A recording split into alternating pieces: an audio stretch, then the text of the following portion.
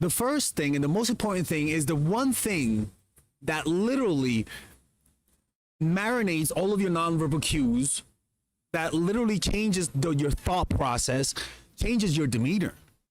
And that's when you get with someone, you got to internally know what are the things that if they do, you're willing to walk away from. And the issue is that the more you like someone, the more your memory will cause you to move the goalposts, will cause you to forget your standards. And the reason why it's this is because you're getting drunk on validation. And the only reason why you get drunk on validation is because of low self-esteem.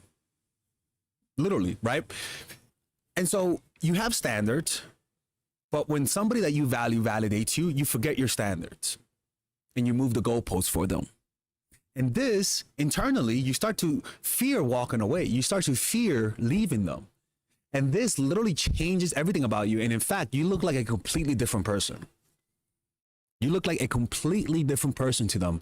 And this type of person is a sweet, a good person, a person that they'll talk about, a person that they'll say how incredible you are, but also the type of person that they know you're always going to be there, a doormat. And when they know that, and honestly, I don't even blame them. It's just human nature to take things for granted. Like it's really human nature. We all do it. And you gotta snap them out of it by your capacity to walk away. That's pretty much it. And so it's really something that takes a lot of self-control. And the problem is that when you have low self-esteem and when you want a relationship, when you want poom poom because of the validation, I'm telling you, you're not willing to walk away, and all of your nonverbal cues will look like a needy, desperate person. And the problem with that feeling of desperateness, you're not self-aware of how you're coming across. That's the issue, is that it comes with a fundamental lack of self-awareness. And really the only way to fix this, because you can't consciously not communicate that you're not willing to walk away. You really can't, because the self is always coming through. It really just comes down to sitting down on your own and writing and observing what are the things that I'm willing to walk away for, and what are the things that I'll tolerate. Once you have that in mind, and you tell yourself, I'm willing to follow this script, I am telling you, everything about you changes.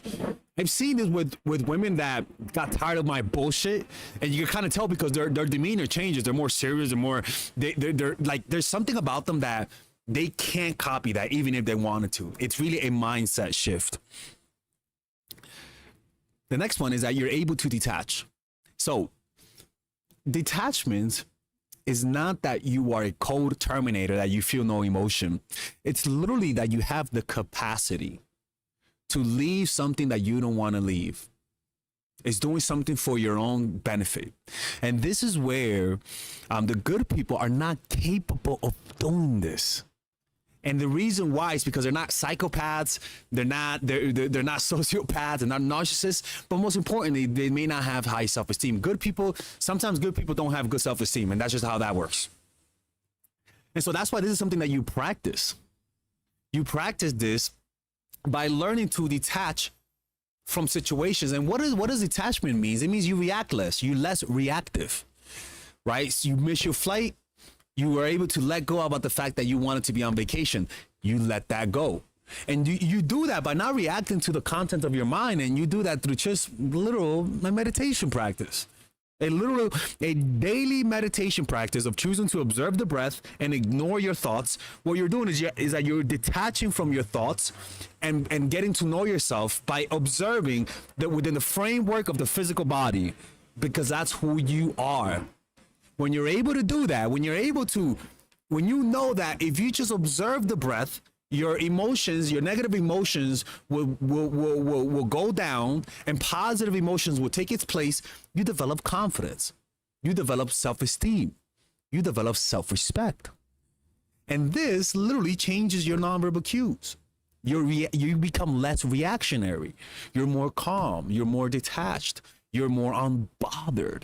And people are just drawn to that. But this is something that you cannot fake. You cannot fake this. Absolutely not. You can't fake this. If you try to fake it, you're gonna look like you're gonna look incongruent. Because I prefer that you try to be your needy, creepy selves than try to hide it, because what happens is that the self is always coming through, and people can fake inauthenticity. People can tell and read fake confidence. Right now, the next thing is that they become obsessed with people who love their lives, and this is more so of a long-term plan. Too many people hate their lives, man. And the reason why you hate your life is because you didn't plan it correctly. You didn't plan long-term enough. You didn't plan it. So you gotta take a step back and look at where is your life. For example, me, I live here, and I wish I could have more friends here. And not having enough friends does make me more needy. So what do I do? Well, my plan is when I move back to New York City, set up an art group. And in that art group, because I have it here, but here in Mexico, it's a little bit more difficult because it's really far. Everything's far away from each other. It's kind of crazy. So it's harder to have those types of groups. So my plan when I go back is have an art group and a meditation group, but not me teaching, but more so me being part of the group, right? And me hang out with more of my friends, right? And me get to know more other artists. And I can promise you, this plan is not going to make me have a better life today or tomorrow, but in the next year, it's going to improve, and that's going to improve my self-esteem. Right. And I plan to see my friends more. And so really the quality of your life really does depend on how you plan 1 or 2 years ahead. The problem is that too many people are too anxious to set plans and fail. You guys are too anxious, and really you're not used to thinking long term. This is something that you got to work on. It's a muscle, the long term muscle. And the reason why most people don't plan long term is because they're too reactionary to the present moment. Somebody doesn't like you, you react. Somebody leaves you, you overreact, and you just start thinking about how bad your life is. Step out of the moment. Look further 2 or 3 years ahead. It actually calms you down. Thinking long term and having long term plans calms your mind, calms your non-verbal cues. You dump me, if a girl dumps me, okay, that's fine. Because I know my plan will attract the right woman into my life, and that calms me down. That makes me less needy. That makes me less creepy. You see what I'm saying? Like a lot of it has to do with uncertainty of the future. If you just plan your future and believe in it and have it planned based on evidence, over time it'll calm you down. And it's surprising. It is true, man. A lot of our needy, creepy behavior comes down because we're afraid of what's going to happen in the future. Plan that future out. And even if you fail, try it again.